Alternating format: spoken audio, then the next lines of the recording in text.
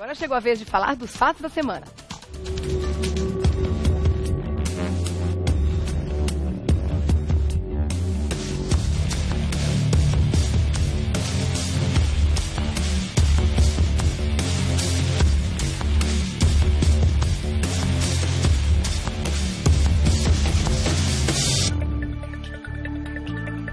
Como muita gente já sabe, a Operação Alba Branca investiga um esquema de fraude na compra de alimentos para a merenda escolar de várias prefeituras e também do governo paulista. O esquema envolve cerca de 20 cidades. Desde janeiro, a Operação Alba Branca tem investigado um esquema de desvio de dinheiro na compra de alimentos para a merenda escolar de prefeituras e do governo paulista. Ocorridas entre 2013 e 2015, as fraudes podem chegar a até 7 milhões de reais. De acordo com a GAECO, o Grupo de Atuação Especial de Combate ao Crime Organizado, cerca de 700 mil reais desse valor seriam destinados ao pagamento de propinas e de comissões ilícitas.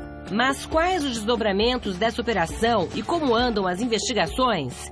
É o que vamos ver agora nos Fatos da Semana no Revista da Cidade. Para falar sobre esse assunto, a gente está recebendo hoje, no Revista, o Dr. Antônio Rittitelli, que é advogado, professor e comentarista político. Seja bem-vindo ao programa, tudo bem? Tudo Obrigada pela presença mais uma vez. Obrigado. Como a gente estava comentando aqui, vamos falar da sujeirada, né? Porque não adianta a gente colocar embaixo do tapete, muito pelo contrário. Quanto maior for a faxina, melhor a gente vai viver, né? Porque quando a gente fala em roubo de dinheiro, desvio de dinheiro da merenda escolar, a gente fica ainda mais revoltado, né? Parece que dá até um bololô no estômago da gente. A gente quer realmente que os fatos venham à tona, né, doutor? Sim. Como é que começou a Operação Alba Branca? Vamos lembrar um pouquinho, retroceder no tempo, para lembrar como é que foi deflagrada a Operação Alba Branca. Essa operação foi deflagrada em janeiro deste ano, de 2016, pelo GAECO de Ribeirão Preto. Tá. O GAECO é o Grupo de Repressão Especial da Polícia Civil do Estado de São Paulo. E se apurou, a princípio, né, que estava havendo um superfaturamento na venda de suco de laranja por uma cooperativa, a cooperativa orgânica de agronomia familiar para o Estado de São Paulo. E daí se deflagrou toda essa operação chamada Alba Branca. E tem grandes nomes, né, da nossa política envolvidos hoje, inclusive o presidente da Assembleia Legislativa, né, está sendo citado na delação premiada, não é isso? Sim, há uma citação do nome dele, indireto, já se instaurou uma CPI, né, uma comissão parlamentar de inquérito, e indiretamente o nome dele é citado, dele como outros personagens, tanto dessa COAF, dessa companhia cooperativa, quanto da administração pública estadual. Tá. E como é que funcionava essa fraude? Qual que era o esquema? Quem é que levava dinheiro nisso? O normal seria pequenos produtores rurais fornecerem este suco de laranja. E aí o que aconteceu? Começou a haver uma coincidência, vamos dizer assim, de não tão pequenos produtores, né, mas já de grandes empresas e, por reiteradas vezes, começaram a fornecer esse produto aí, o suco de laranja, no caso, e de forma superfaturada, ou seja, um valor superior àquilo que seria o valor do mercado.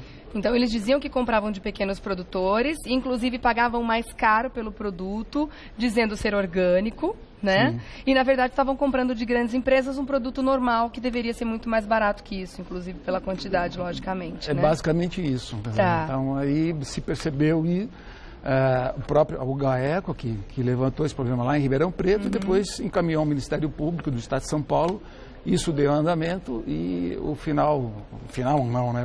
o início de final é a instauração de uma CPI, da Comissão Parlamentar de Inquérito, que está em andamento. Agora o delator, que eu não me lembro o nome agora, o que tem de novidade nesse caso, pelo que eu li nos últimos dias, é que ele disse que as fraudes, o repasse de dinheiro, acontecia nas dependências da Assembleia Legislativa aqui em São Paulo, nos corredores, no restaurante, na rampa. Sim. Quer dizer, dá a impressão de que a corrupção tomou um corpo tão grande aqui no Brasil que eles não têm nem medo mais de fazer isso. Não precisa ser mais por debaixo do pano, pode ser à luz do dia, em pleno horário de trabalho ali, né? Isso é muito complicado, porque realmente dá uma sensação de impunidade, não é? Sim, eles têm certeza disso, parece, né? É como dentro de uma igreja os coroinhas estivessem cometendo pecados dentro da igreja. Então, o que acontece? se está verificando que alguns assessores de parlamentares da Assembleia Legislativa do Estado de São Paulo, incluindo lá o presidente, o Capês, estariam intermediando ou estariam envolvidos nessa suposta fraude. E isso está sendo apurado, então, agora na CPI. E eu acho que é importante, sabe, Regiane, que se apure tudo. Tudo. Mas que vá a fundo mesmo. Vá a fundo. E, nesse sentido, eu tenho percebido que o governador, a primeira medida dele, a manifestação dele é no sentido disso mesmo, né? De que se vá a fundo, se apure tudo. E perceba, quem fez a própria denúncia são órgãos da administração pública estadual. Né? O GAECO, o Ministério Público Estadual e assim por diante. Então, isto é o que a gente chama cortar na carne e, quer dizer, eliminar ou minimizar o corporativismo. E é o exemplo que exatamente isso, que uma prefeitura, que uma administração passa para outra, né? Tanto que está envolvendo 20 cidades no mesmo esquema. Eu acho que mais, viu? Pode ser que tenha mais, mais. A gente vai, durante a investigação, com certeza, ter mais informações sobre isso. Mas é aquela contaminação do mal mesmo que acontece, né? Tá dando certo aqui o esquema, vamos fazer igual, tá dando dinheiro para os caras. Então, é isso, como você está dizendo, tem que tirar na carne mesmo, cortar na carne para que veja que o exemplo bom acontece. Esse pessoal está indo para a cadeia, vai pagar pelos crimes que está cometendo, para ver se a gente consegue deixar isso, moralizar a política brasileira. A gente vai falar agora sobre uma outra fraude, né? Para começo de conversa, seria interessante a gente lembrar as pessoas que o sistema de doação para a campanha também foi alterado para esse último período eleitoral, né? As doações que antes eram feitas através de empresas, né, em volumes enormes, a gente lembra dos números, agora não podem mais ser feitos através de empresas, são pessoas físicas, muitas vezes, que têm que fazer essa doação, né? Sim. Explica pra gente o que mudou e como que isso aconteceu. Essa campanha de 2016, das eleições municipais, foi a primeira campanha que se proibiu, não é, de que empresas fizessem doações para a campanha eleitoral. Justamente para evitar o famoso rabo preso, que é o que a gente sabe, que as empresas sempre doam com certos interesses, porque a gente não pode dizer que tem interesse no plano de governo, porque se uma empresa está doando para o partido X, doa para o Y, doa para o Z, a gente não pode dizer que ele está defendendo uma certa linha de pensamento ou um raciocínio específico, né? Está querendo justamente garantir a participação no governo que entrar, independente dele qual seja. Eu já achei que foi uma iniciativa muito legal. A outra iniciativa que a gente vê num resultado bacana também é que parece que está mais fácil da gente ver fraude também, né? Das fraudes aparecerem, não é, doutor? Isso, então. Basicamente, a questão da transparência nessas eleições, ela é louvável. Por quê? Porque foram apuradas inúmeras fraudes, um número gigantesco a mais do que 2012, fazendo a comparação de eleições municipais. Que tipo de fraudes que nós estamos percebendo? São três básicas, principais, de mais de 200 mil denúncias, não é? E como é que funciona isso? O TSE, o Tribunal Superior Eleitoral, quando ele recebe uma denúncia, ele manda para o Tribunal de Contas da União e manda para o Ministério Público Eleitoral, basicamente. Os três tipos de fraudes mais comuns que têm se percebido são interessantes. Primeiro empresas mínimas, pequenas, de 2 funcionários, né? Prestando serviços de valores inadequados. Valores inadequados no sentido incompatíveis. Compatíveis com o faturamento da empresa. 500 mil, a empresa que nunca faturou 100 mil no ano, numa prestação de serviço para uma questão eleitoral, fatura 500 mil.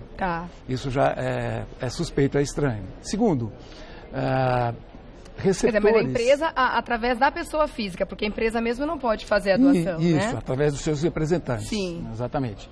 Aí, também, representantes de empresas médias que são beneficiários do Bolsa Família, prestando serviços em nível de 3 milhões, 5 milhões. Beneficiários do Bolsa Família, recebendo dinheiro, prestando serviços. Quer dizer, doando dinheiro, na verdade, quer dizer, ele recebe dinheiro do Bolsa Família, quer dizer que ele não tem milhões para dar para ninguém, né? Exatamente. Então, com rendas incompatíveis, né? Em contrapartida, doações muito mais incompatíveis ainda. E, inclusive, pessoas falecidas. Então, são essas três modalidades que mais aparece aí nas fraudes, nas denúncias. Isso é muito interessante porque pode trazer à luz também outros tipos de fraudes, né? Como, por exemplo, empresas fantasmas, né? Pessoas mortas, como você acabou de dizer. Exatamente. Beneficiários fantasmas de Bolsa Família, gente que não deveria estar recebendo. Não só essa fraude pode ser levantada, como outras, como consequência desse levantamento, né? Exatamente. E o que é importante é a atuação da administração pública nesse sentido, né? O próprio Estado brasileiro está mostrando aí, os méritos são do presidente do TSE, o Gilmar Mendes, que é ministro do STF, que está, né, havendo uma revolução no melhor dos sentidos, para que realmente se diminua, se coíba esse nível alarmante, insuportável de corrupção. Já foi divulgado quais, né? Já foram divulgados os dados de quais campanhas fez parte esse tipo de fraude, de qual partido pertence esses números levantados? De campanha sim, partido sim, mas de pessoas físicas ainda não. Por quê? Como isso ainda está em fase de denúncia, recepção da denúncia e então investigação, ainda não se pode citar e denominar, né, notificar exatamente quais seriam essas pessoas e essas empresas envolvidas. Qual é a principal consequência que pode estar envolvida nisso? Impugnação de campanha, por exemplo, ou até mesmo reversão de resultado eleitoral, caso seja confirmado, de repente, algum prefeito que foi eleito e que está envolvido numa frase desse tipo, isso pode acontecer? Pode acontecer e isso vai desaguar na famosa lei ficha limpa, né? A lei complementar 135 de 2010, que é uma lei, só para lembrar, de iniciativa popular, portanto, uma lei importantíssima, porque demonstra, ela confirma a soberania popular e, principalmente, sabe, Rangel, agora o interesse, a proatividade do povo na questão do sistema político eleitoral no Brasil. Porque não adianta, como comentávamos no início, tentar esconder o problema debaixo do tapete. Ele existe e quanto mais houver transparência, e questionamento e proatividade do povo, mais difícil fica da corrupção proliferar. Acontecer, né? Porque se ela está acontecendo já antes mesmo da pessoa ser eleita, então, né? Se durante a campanha a pessoa já está mostrando a que veio, já está fraudando o próprio sistema eleitoral, né? Então. É óbvio que a boa-fé já está completamente perdida nesse sentido, né? Agora, eu fiquei muito triste quando eu ouvi já alguns rumores de que os deputados estão querendo votar, de que tem alguém já querendo fazer algum projeto para reverter essa situação e que as empresas voltem a fazer as doações para as campanhas eleitorais. Eu acho que seria uma perda, né, se acontecer, porque foi uma vitória. Foi uma conquista, foi uma verdadeira conquista. Eu acho particularmente que isso não vai ocorrer, essa reversão a curto prazo, médio prazo, eu acho que ela não vai ocorrer. Tomara. Agora, o nosso sistema, ele funciona de uma maneira ainda muito corporativista. Então, sombria, né? Vamos ser delicados e dizer corporativista, né?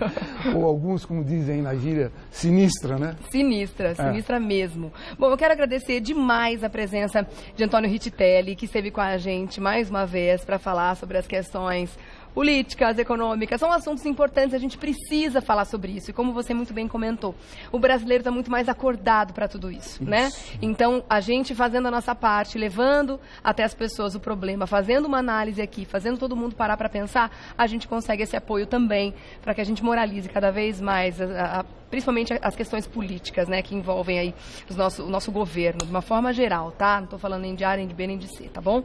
Doutor Antônio Rittitelli, você faz contato através do Facebook, você escreve Rittitelli com 2 Cs e 2 Ls, é isso? Isso mesmo. Tá certo. Muito obrigada pela presença mais uma vez aqui, viu? Até a próxima.